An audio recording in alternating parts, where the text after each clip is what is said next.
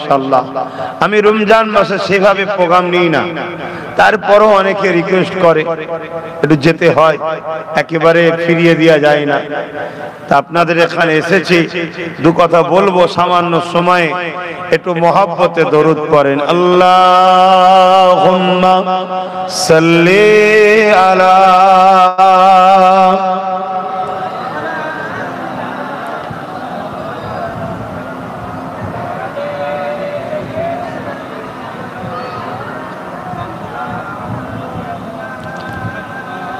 सदा है महशुर में लब्बाई लब्बाई, जहां उम्मतों ने पुकारा मुहम्मद। सदा है महशुर में लब्बाई लब्बाई, जहां उम्मतों ने पुकारा मुहम्मद। हमें जानो दिल से प्यारा मुहम्मद, मुहम्मद के हम है हमारा मुहम्मद। अल्लाहुम्मा सल्ली अला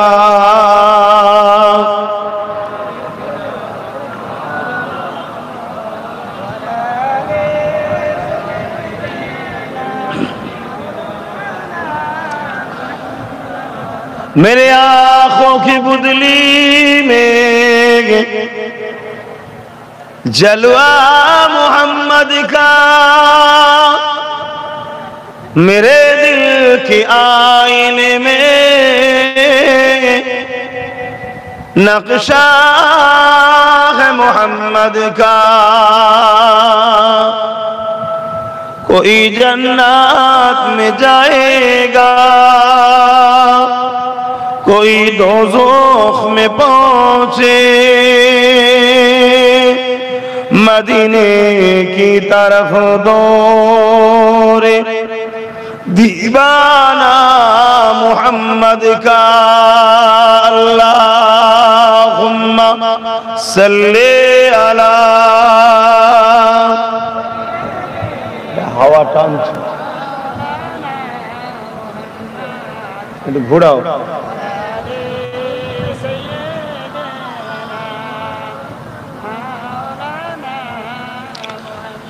कलमे ला इलाहा इल्लल्लाह, ला इलाहा जोर जोर ला इलाहा इल्लल्लाह, ला इलाहा इल्लल्लाह मुहम्मदुर रसूलुल्लाह, ला इलाहा ला इलाहा इल्लल्लाह, ला इलाहा इल्लल्लाह मुहम्मदुर रसूलुल्लाह। अल्लाहुम्मा सल्ली अला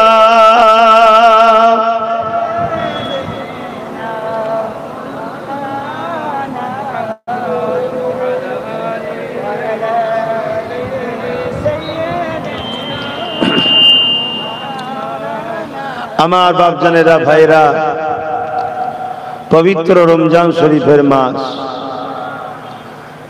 আল্লাহ 12 মাসে এক বছর করেছে। আর এই রমজান মাস রহমতের মাস, বরকতের মাস, নাজাতের মাস।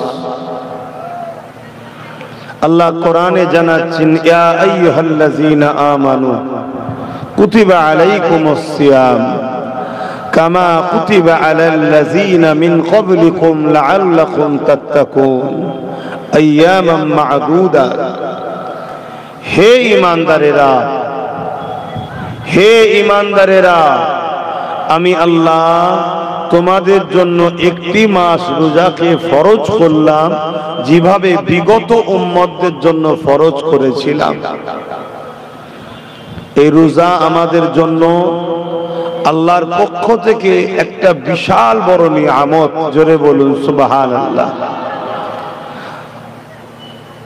ধর্মীয় ভাবে যেমন আমাদের কাছে রোজার ফজিলত অনেক আছে, তেমন সায়েন্স ও মেডিকেলের দিক দিয়ে রোজা আমাদের স্বাস্থ্যের জন্য এত বড় উপকারিত জিনিস, যেটা ভাষায় ব্যক্ত করা খুবই অসম্ভব।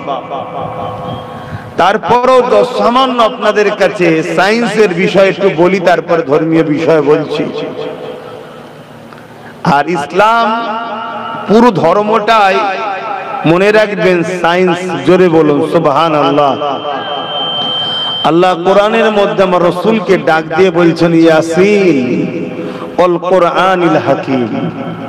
ইয়াসিন এটা আমার নূর নবী, দয়ার নবী, হাবিবুল্লাহর নাম।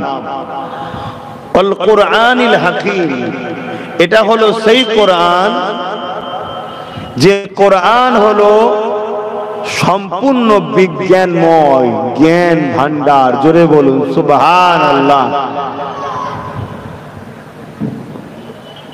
আজ বিশ্ব জুড়ে নতুন করে একটা অপশক্তি, যে শক্তিকে কোন ধর্মের সঙ্গে জড়িয়ে আমি কোন ধর্মকে খাটো করার মূল উদ্দেশ্য আমার নয়। এতটুকু বলতে পারি, যুগে যুগে ইসলাম ও ইসলামের বিরুদ্ধে এক শ্রেণীর মানুষ কিন্তু চরমভাবে বিরোধী করেছে। তাদের পরিচয় একটাই, যারা এই সমাজের মধ্যে মানব রূপী পশু, তারাই ইসলামের যুগে যুগে বিরোধী করেছে। মানা না মানা আলাদার বিষয়। আমার দেশে অনেক মহামনীষী এসেছে যারা অমুসলিম ধর্মের ছিল, কিন্তু তারা ইসলামের বিরোধী করেনি। তারা মানেনি, তাদের কপালে আল্লাহ হিদায়াত রাখেনি। কেন? কোরআনেই আছে খতামাল্লাহু আলা কুলুবিহিম, যাদের অন্তরে আল্লাহ মোহর মেরে দেয় তারা হিদায়াত হতে পারে না, কিন্তু তারা বিরোধী করেনি। কিন্তু বিশ্বজুড়ে আমরা দেখছি এক শ্রেণীর মানুষ যুগে যুগে ইসলামের বিরোধী করেছে। আর ইসলামের সবথেকে বড় বিরোধী দুই শ্রেণীর মানুষ করেছে। এই কথাগুলো একটু মন দিয়ে শুনবেন, সবাই শুনছেন তো? দুই শ্রেণীর মানুষ। নাম্বার ওয়ান হলো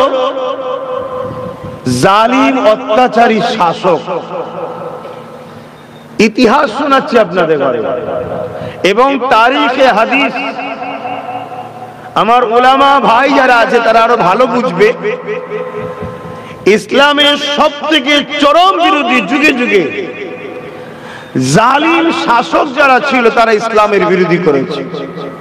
সেটা হতে পারে ফেরাউন, হতে পারে নমরুদ, হতে পারে সাদ্দাত, হতে পারে আবু জেহেল, হতে পারে উতবা, হতে পারে বুশ, হতে পারে চেঙ্গিস খান, হতে পারে হিটলার, হতে পারে হাতবার আকবর, বা হতে পারে আজকের দেশে আমার রাষ্ট্রে বা আমার রাজ্যে যারা রয়েছে তারা।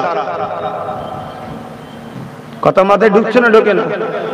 জালিম যারা শাসক ছিল তারাই যুগে যুগে ইসলামের কিন্তু চরম ভাবে বিরোধী করেছে। কেন? ইসলামের মূল লক্ষ্য দুটো, অন্যায়কে মেটাও, ন্যায়কে প্রতিষ্ঠিত করো। তাই অন্যায়কারীরা সর্বসময় ইসলামের বাতিকে বন্ধ করতে চেয়েছে, কারণ ইসলামের আলোতে অন্যায়কারীরা তারা ধরা পড়ে যায় বারবার। আমি বুঝাতে পারছি আপনাদেরকে না? পেটের খিদেতে মেমোরি কাজ করছে না? হ্যাঁ, তাহলে এত ডিপ ঢুকে লাভ নেই, বুঝবে না, বেকার সমালোচনা হবে। আরেক শ্রেণীর মানুষ ইসলামের চরম বিরোধী করেছে, যারা ধর্মের দোহাই দিয়ে নিরীহ মানুষকে সৃষ্টিকর্তার থেকে দূরে সরাবার পরিকল্পনা করেছে। তারা ইসলামের যুগে যুগে বিরোধী করেছে। এই দুই শ্রেণী সর্বসময় একসাথে বন্ধুত্ব ভাবেই চলে। এরা দুই শ্রেণী ইসলামের যুগে যুগে সব থেকে বেশি সমালোচনা বিরোধী করেছে। আমাদেরকে ইসলামটা জানতে হবে। ইসলামটা কি? একটা জীবন ব্যবস্থা, যে জীবন ব্যবস্থাতে জুলুম থাকবে না, যে জীবন ব্যবস্থাতে গরিবের উপরে অত্যাচার থাকবে না, এতিমের মাল ঝেড়ে নিতে পারবে না, বিধবার উপর অত্যাচার করতে পারবে না, ক্ষুধার্ত মানুষকে খানা দিতে হবে, অসহায়কে আশ্রয় দিতে হবে, বস্ত্রহীনকে বস্ত্র দিতে হবে। ইসলামে মা বাপকে ভালোবাসতে হবে, বড়দের সম্মান, ছোটদের স্নেহ করতে হবে। যে সমাজ ব্যবস্থায় চুরি থাকবে না, দুর্নীতি থাকবে না, ঘুষ থাকবে না, রেপ থাকবে না, যে সমাজ ব্যবস্থার মধ্যে কোন রকম ভাবে কোন মানুষের উপরে অত্যাচার, দখল, রাজ চলবে না, একে বলা হয় ইসলাম। জোরে বলুন সুবহানাল্লাহ। কিন্তু আমরা ইসলামটাকে জোর করে মসজিদ আর মাদ্রাসার মধ্যে ঢুকিয়ে দিয়েছি, এখান থেকে বেরোবি না। এটা আমাদের ব্যর্থতা, এটা উম্মতে মুহাম্মাদীর চরম একটা অন্যায়। আর এই অন্যায়ের শাস্তি আল্লাহ দেবে বলে জালিম যখন ক্ষমতায় আল্লাহ বসাচ্ছে। শুনছেন তো নাকি? কেন কোরআনের মধ্যে আল্লাহ বলেছে, তোমরা যখন আমাকে আর আমার হাবিবকে ভুলে যাবে, আমি আল্লাহ তখন জালিম শাসক বসিয়ে তোমাদেরকে শেষ করব।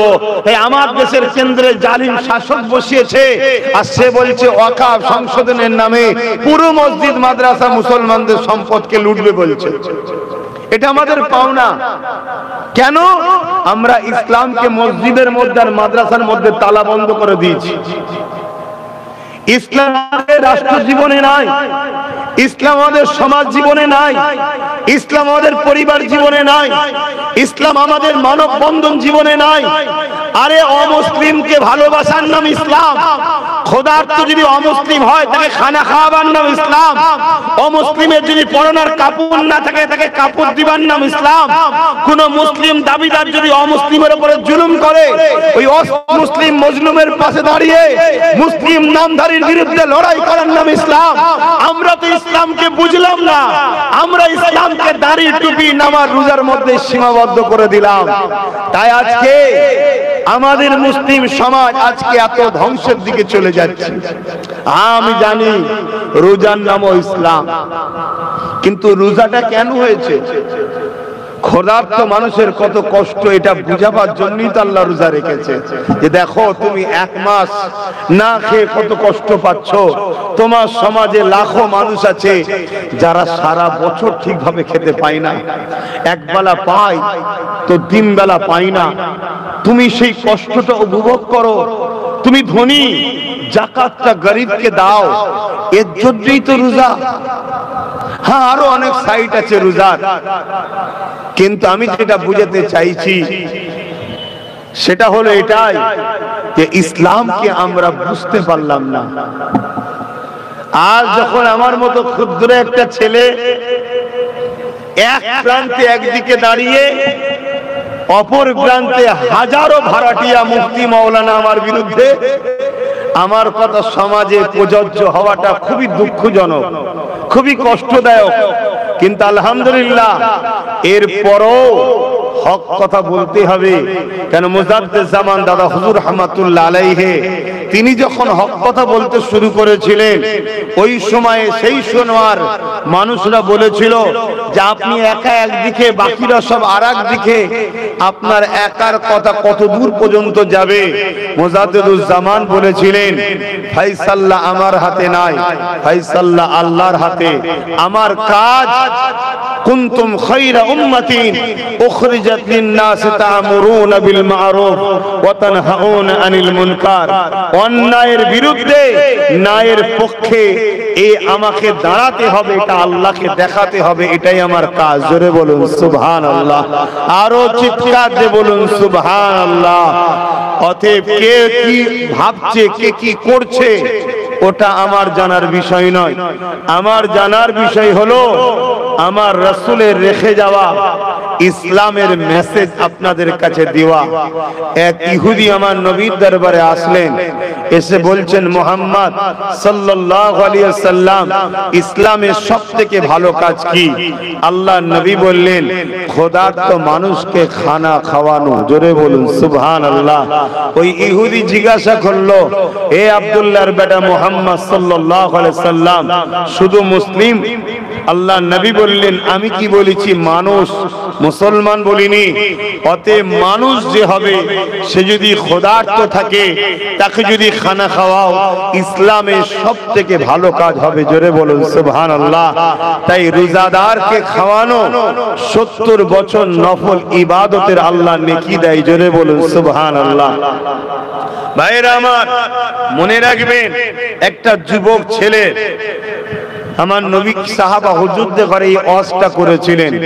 আজ আমি আপনাদের কাছে এই ওয়াজটা করছি। মাইকের আওয়াজে সবাই বুঝতে পাচ্ছেন তো? এক রোজার মাসে নিয়ে এসছেন বাপ, বেশি ওয়াজ শোনা শখ করলে হবে না।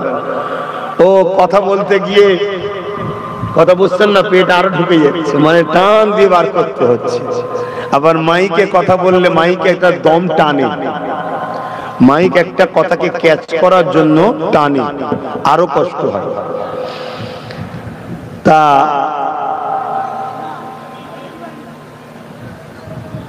একটু শোনেন, কথা না বলে।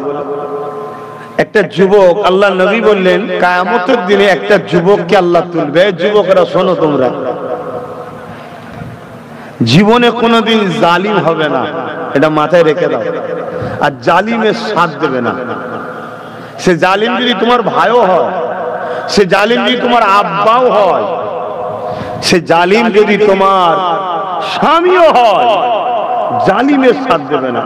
কেন? জালিমের সাথে আল্লাহ নেই, এটা মাথায় ঢুকিয়ে লাও। হ্যাঁ, বান্দাকে এই সময় জিজ্ঞাসা করতে লাগবে, ওরে আমার বান্দারে, তোর একটা ভালো কাজ পেয়েছি, বল তুই কোথায় যাবি বল। ওই সময় বান্দা বলতে লাগবে, আল্লাহ পাক, আপনি যদি দয়া করে আমায় জান্নাতে দেন, তবে আমি জান্নাতে যেতে পারবো। আমার আল্লাহ বলছে, বান্দারে, তোর ভালো কাজটা কি জানবি না? আল্লাহ পাক, আমার তো খেয়ালই নাই।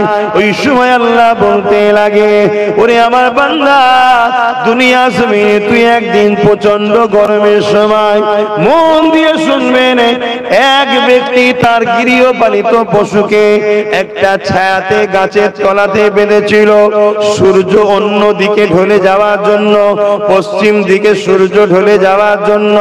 ওই ছায়াটা যখন চলে যায়, আর ওই গৃহপালিত পশুটা ওই সূর্যের তাপেতে গরমে পিপাসাতে জীব বাহির হয়ে গিয়েছিল। ওই বান্দা যেতেছিল ওই রাস্তা দিয়ে, বান্দা দেখে বড় দয়া ময়া হয়েছিল। এই বান্দা ওই গৃহপালিত পশুটাকে ছায়াতে বেঁধে তাকে পানি পান করিয়েছিল। আমার আল্লাহ খুশি হয়ে যায়, ওরে আমার বান্দা রে, আমার দিয়া দয়া নিয়ে যদি তুই আমার সৃষ্টির উপরে দয়া করতে পারিস, আমি আল্লাহ কেন তোর উপরে দয়া করতে পারবো না? যে আমি আল্লাহ তোকে বেহিসাব জান্নাতি করে দিলাম।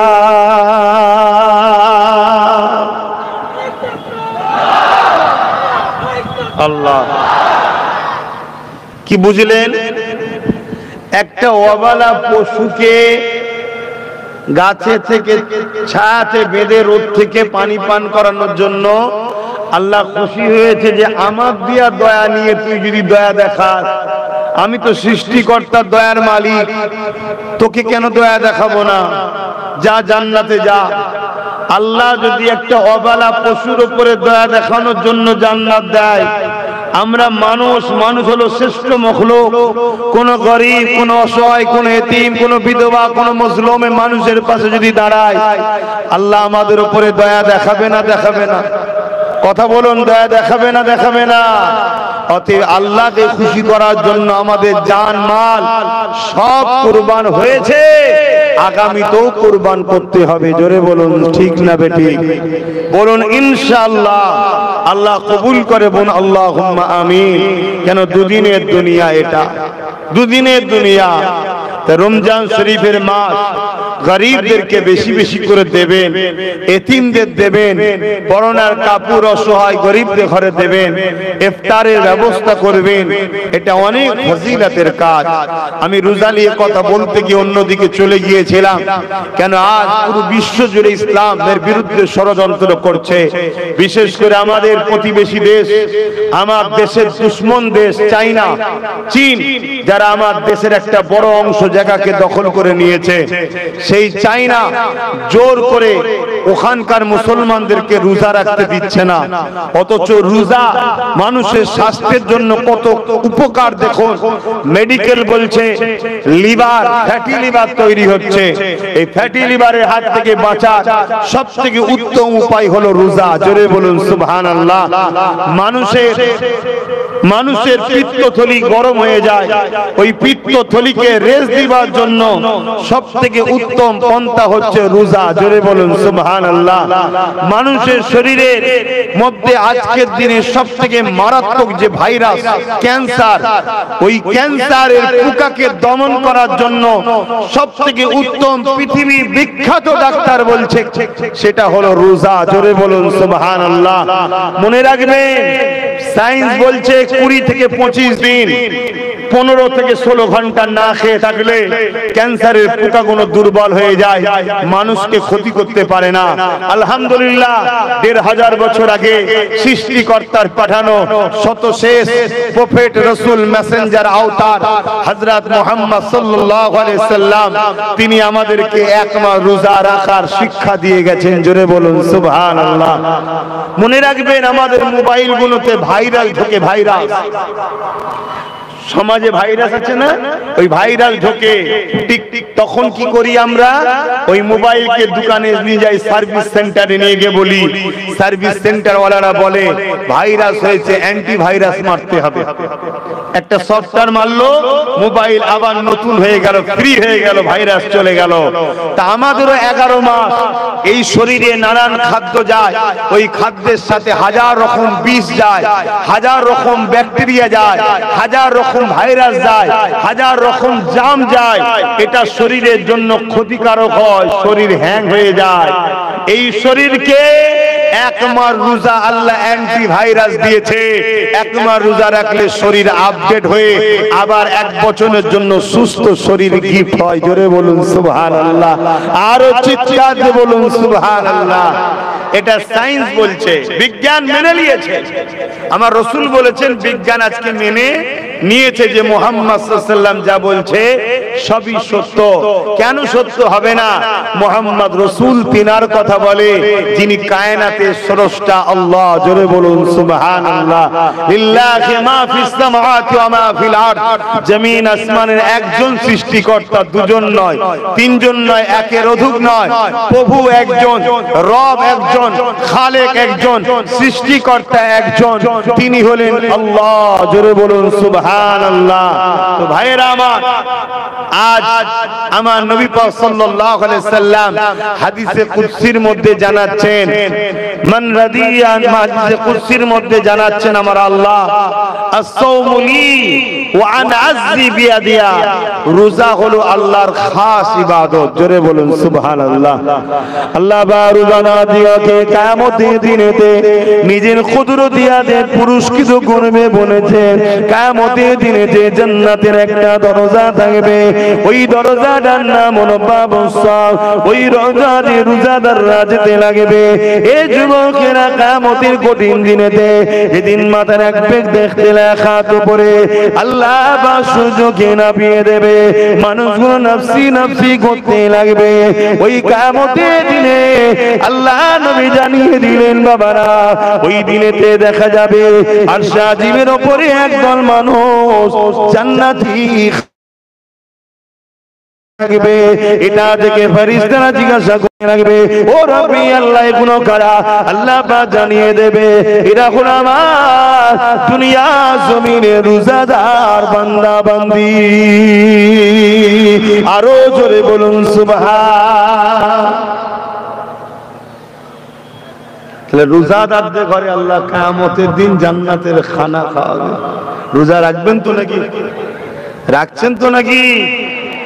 আলহামদুলিল্লাহ আজকাল কিছু লোক বেরিয়েছে রোজা রাখে না, মুসলিম দাবিদার, রোজা রাখেন, আবার মুসলমানদের বড় বড় সব কি বলে মাসিহা হয়েছে, মাসিহা, মাসিহায়ে দাজ্জাল, বুঝতে পারছেন না? মাসিহা হয়েছে বড় বড় সব, রোজা রাখে না, মাথায় টুপি দিয়ে আর এসে বসে যায়, আবার বড় বড় সব ইফতার পার্টি দেয়, দাওয়াত ইফতার পার্টি, বাপরে বাপ, কথা বুঝে আসছে? খবরদার ইফতার পার্টিতে যাবেন না, জান নাকি আপনারা? হ্যাঁ, ইফতার পার্টিতে গেলে ইফতারকে নিয়ে, রোজাকে নিয়ে ছিলিমিলি খেলা হবে। ইসলামকে পালন করতে পারেন না, হালকা বয়সে কবিরা গুনাহ হচ্ছে, তওবা করলে আল্লাহ মাফ করে দেবে, জোরে বলুন সুবহানাল্লাহ। কিন্তু ইসলামের কোন কাজকে কেউ যদি বিকৃত করে, ব্যঙ্গ করে, ছিলিমিলি করে, সে কিন্তু কাফের হয়ে যাবে, ইসলাম থেকে বলুন বেরিয়ে যাবে। খুব সাবধান, আমাদেরকে ইসলাম থেকে বার করে দিবার হাজারো রকম পন্থা চলছে, তার মধ্যে একটা পন্থা হলো রোজার মাসে ইফতার ও দুয়ার মাহফিল করে হাক্কানি উলামারা, নামাজি মুসল্লি রোজাদারেরা। কেন করে? এই সুযোগে আমাদের অনেক গরিব ভাই আছে যারা বলতে পারে না, এই সুযোগে বসে ইফতার করে নেয় ভালো মন্দ, কথা বুঝে আসছে? এটা ভালো কাজ, যাবেন। কিন্তু এইটাকে টালি করে যারা ফলের দাম বাড়ায়, ওই বদমাইশ শয়তান গুলো আবার ইফতার পার্টি দেয়, শুনছেন না শোনেন না? সেখানে দেখবেন এসে শরিয়াত বিরোধী কর্মকাণ্ড হচ্ছে। আমি রিসেন্ট দেখেছি একটা ইফতার পার্টিতে একটা কোন নেতা মরে গেছে না বেঁচে আছে জানি না, শয়তানগুলোকে তো চিনিও না আমি, অত ওদের খোঁজ খবর রাখি না তো ভাই, সময় কথা বলেন না। তার দেখি ফটো রেখেছে, ফটোই মালা দিচ্ছে। ভাই ফটোই মালা দিয়া বা ফটো ইসলামে কি জায়েজ আছে? একটু বলুন বলুন। তাহলে ইসলামের নামে ডেকে ইফতারে পার্টির নামে সেখানে কি সংস্কৃতি শিখানো হচ্ছে, ইসলামের পক্ষে না বিরুদ্ধে? এই সংস্কৃতিটা যখন আগামী দিন চলে যাবে, অরিজিনাল ইসলাম ব্যান্ড হয়ে যাবে, এটা সমাজের মধ্যে আগিয়ে যাবে। তাহলে এরা ইসলামকে মিটাবার পরিকল্পনা করছে না, করেনি? অতএব এদেরকে কোনোভাবে সাপোর্ট করা ইসলামে জায়েজ নয়, হারাম। এদেরকে সাপোর্ট করলে ঈমান থাকবে না, ঈমান থাকবে না। আমি গল্প বলছি নি বাপ, আমি তো এত বড় বড় কথা বলি। চলো চ্যালেঞ্জের ময়দানে আসো না, কোন মুফতি মাওলানা আছো দালালি করে আমার মোকাবেলায় আসবে, আসো। আজ পর্যন্ত কেউ চ্যালেঞ্জের মোকাবেলায় এসেছে? এক কথা বলে আসতে পারবে না, কারণ ইতিহাস আমরা পড়েছি। এই ভারতবর্ষের বুকে একটা রাজা ছিল, যার নাম হলো আকবর। নামটা শুনে কত ভালো লাগছে না?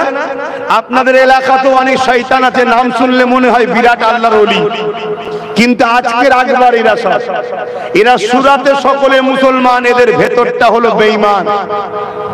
শুনছেন না শুনেন না? ওই আকবর ছিল, নাম কি? আকবর। ওই আকবর কোরআনকে মিটাবার জন্য শয়তান মিথ্যা মিথ্যা করে একটা কিতাব লিখেছিল, দ্বীনে ইলাহি। এই কথাটা একটু বলে দিয়ে, একটু জানা দরকার আছে তো নাকি? দ্বীনে ইলাহি, কিতাবটার নাম কি? দ্বীনে, নামটা কত সুন্দর না? ইলাহি বলতে আল্লাহ বোঝায়, আল্লাহর দ্বীন, কথা বুঝে আসছে তো নাকি? কিন্তু কোনটাকে মিটাতে চাইছে বলুন? কোরআন শরীফকে। আজকে নাম দিয়েছে ইফতার পার্টি বা দাওয়াতে ইফতার। নামটা ভালো না খারাপ? খাওয়াবে কিন্তু সেই ফল টলি, কিন্তু উদ্দেশ্য আকবরের। অরিজিনাল ইসলামের ইফতারের মাহফিল গুলোকে বন্ধ করে এই আজকের আকবর কোন শয়তানি ইফতারের মাহফিল তৈরি করছে, শুনছেন তো নাকি? একটু মিলান ইতিহাসকে। তা আকবর কি করেছিল? ওই দ্বীনে ইলাহি বার করে লাল কাপড়ে জড়িয়ে বিশাল একটা বড় গাছের ডগলায় তুলিয়ে দিয়েছিল।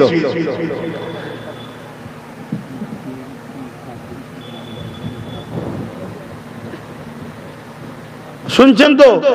বিরাট ওপরে তুলে দিয়েছে। সকালে মানুষ কাজে বেরিয়েছে, লাল জিনিস নজরে বেশি পড়ে না, পড়ে না? যখনই নজরে পড়েছে, একজন দুজন তিনজন ডাকাডাকি হতে হতে লোক জড়ো হয়ে গেছে। কেউ সাহস করে নাবাচ্ছে না। রাজার কাছে খবর গেছে আকবর সৈন্য টৈন্য নিয়ে বদমাইশ নিজে করেছে, শয়তান সব জানে, সেজে গুজে আসছে। এসে আর ওই লোক থেকে নাবিয়েছে। নাবাবার পরে খুলে দেখছে আরবিতে লিখা, কিতাবটার নাম দ্বীনে ইলাহি। তখন আকবর বলছে আমার রাজত্বতে আল্লাহ খুশি হয়েছে, এজন্য আসমান থেকে কিতাব পাঠিয়েছে। এখানে কি বলবেন? সুবহানাল্লাহ বলবেন? কথা বলছে না তো, কি বলবেন? নাউযুবিল্লাহ। শয়তানি হয়েছে না হয়নি? কিতাবটা লিখলো কারা? আকবর লিখেছে? কথা বলে না। আকবর কি করে লিখবে? আকবর পয়সা দিয়ে হাজার হাজার মুফতি মৌলানা আলেমদের ঘরে কিনেছে। আজকে যেমন দেখছেন না সব ইমাম মলি সাহেব কিনা হচ্ছে, শুনছেন না? শুনছেন? এই অসুবিধা হচ্ছে। আমি তো ইতিহাস শুনেছি আপনাদের, আমি তো ইতিহাস শোনাচ্ছি। ইতিহাস শুনবেন না? হ্যাঁ, ইতিহাস শুনুন, না আগামী দিন বড় কঠিন হয়ে যাবে। দেখলেন না এই কদিন আগে ট্রেনে চাপাচাপ চাপাচাপ চাপাচাপ করে মারছে, মুখ ভর্তি দাড়ি, ৬০-৭০ বছর মুরব্বী বাপকে মারছে কে? একটা ১৮, ২০, ২২ বছরের হালকা বয়সের মেয়ে মারছে, চাপাং চাপাং করে মারছে। কি জন্য মারছে? নাকি আমার শরীরের বিশেষ অঙ্গের ফটো তুলছিল। আমি বছর ৩ আগে বলেছিলাম, হঠাৎ করে তোকে বলবে চোর, চোর বলেই মারবে। আমার রস শুনেছেন কি জানি না, মানে এত ডিপ আর বলিনি, ইশারা ছিল এই দিকেই, কিন্তু এত ডিপ বলিনি। কেন? মায়ের জাতদের নিয়ে তো বেশি খুলে বলা যায় না। কথা বুঝে আসছে তো? কিন্তু বছর ৩ আগে বলেছিলাম যে হঠাৎ করে এই দোকানের সামনে দাঁড়াবি, তোকে বলবে চোর, ঘিরে ফেলে পিটতে পিটতে মারতে মারতে মারতে মারতে মেরে ফেলে। এই যখন মেরে ফেলবে, তোর হয়ে যারা আন্দোলন করবে পুলিশ তাদেরকে ধরবে, যারা মেরেছে তাদেরকে পুলিশ ফুলের মালা দেবে। বছর ৩ আগে বলেছি, বলেছি না বলিনি? একটু সরাসরি দেন যারা শুনেছেন, বলেছি না বলিনি? আজকে আবার বলে যাচ্ছি, যে ঘটনা ঘটলো এটা আগামীতে অহরহ হবে, অহরহ হবে। যেখানে সেখানে পিটবে, জুতো খুলে মারবে। কথা বুঝে আসছে না? নাই। এবার আব্বাস সিদ্দিকী এই বিষয়ে তুমি বক্তব্য দিওনি কেন? আমি তো বক্তব্য দিলে তোমরাই বলবে হুজুরের ছেলে কেন রাজনীতি করবে, তোমরাই তো বলবে। তা ঠেলা সামলাও, ঠেলা সামলাও। সমাজের দুর্নীতিকে মিটাতে গেলে প্রশাসনকে শক্ত হতে হয়, ঠিক না বেটি? প্রশাসন আমার কথাই চলে, যাদের হাতে রাজ ক্ষমতা তাদের কথাই চলে। তো ওই বিষয়ে কথা বলতে গেলে তো মোল্লা মলি সাহেবদের অসুবিধা হয়, কি হয় না? হয় না? তো মার খাও। এখন তো চর খেয়েছো, কাল জুতো বাড়ি খাবে। দাঁড়াও না, ৮০ বছর হও, ৯০ বছর হও, গাল পেতে দিও, মাঠটা চুপচাপ খেয়ে নিও, নাই ট্রেন থেকে ফেলে দেবে। আমার কথা ভাবে একটু খারাপ লাগবে, কাল আমার বিরুদ্ধে হয়তো অনেকে আবার বাইট দেবে, দিতে পারে। এতে আমার আগেও কোনো যায় আসে না, আজও কোনো যায় আসে না। ভেতরটা জ্বলছে, তাই বলছি। তোমরা আমার কথা তো শুনলে না। কথা বুঝে আসছে তো? যে কোন কথা বলতে গিয়ে চলে যাচ্ছি, হতভাগা আকবর। ইতিহাস শোনো। তা আকবর মুফতি মৌলানাদের ঘরে কিনেছে। ভাই এইসব ইফতার মাহফিলে আলোচনা হয় না, সব মানুষ অন্যদিকে ব্যস্ত। হ্যাঁ, আল্লাহ বস।